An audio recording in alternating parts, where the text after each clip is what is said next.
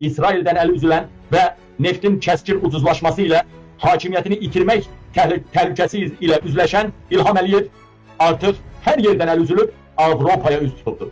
İlham Əliyev Avrupa Məhkəməsinin qərarlarının icra edilmesi için gösteriş verib.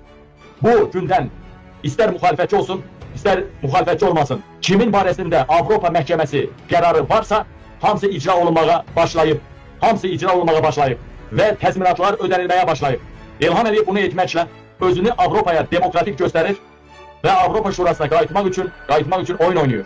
İlham Əliyev hazırda direnibdi, hakimiyetini itirmek üzrədir. Tam da o hastaneye gelip çatıp hakimiyetini itirmək astanasına. Son ümid yeri Avrupa'dır.